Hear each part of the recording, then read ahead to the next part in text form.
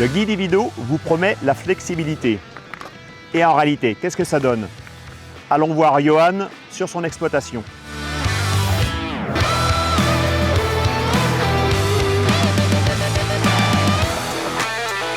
Bonjour Johan. Bonjour Noël.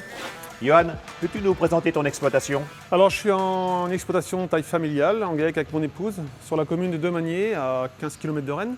On a production laitière, 750 000 litres de lait, un atelier port de 900 places, 115 hectares et notre unité de méthanisation depuis quasiment un an maintenant en fonctionnement, en injection. Et justement, donc tu utilises nos orges hybrides Ivido depuis 3 ans. Oui, voilà. Ouais. Quel bénéfice en retires-tu? J'en retire que si on avait trop de stock dans un premier temps, on pouvait la passer en grain. Tout à fait. Et surtout, la grosse différence que j'ai vue, c'est sur le coût de récolte. Parce qu'on a des débits de chantier qui sont bien plus importants par rapport à d'autres types de cives. C'est aussi le pouvoir méthanogène qui est supérieur de l'ordre à peu près de 15%. Oui. Et je trouve que ça sécurise beaucoup le système. Alors justement, on a le produit fini dans les silos. Ouais, dans le silo, ouais. Et donc, allons voir les Ivido en silé.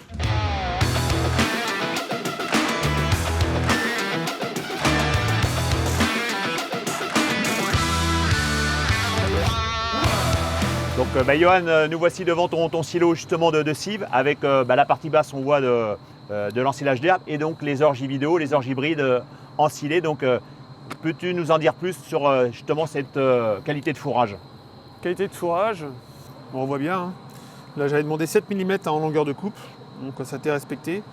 Avec un débit de chantier qui est énorme. Bon, par exemple à Fauché, on était à 12 km/h dans une orge à 9 tonnes de matière sèche. Très bien. Et à ensilé, on était de l'ordre de 6-7 km/h.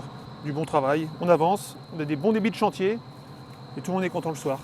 Et on voit aussi cette qualité de tassement.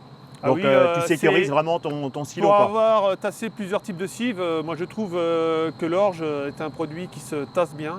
On a très peu de pertes, une bonne culture. C'est ça, c'est que tout rentre dans le silo et tout passe après sur l'unité de méthanisation.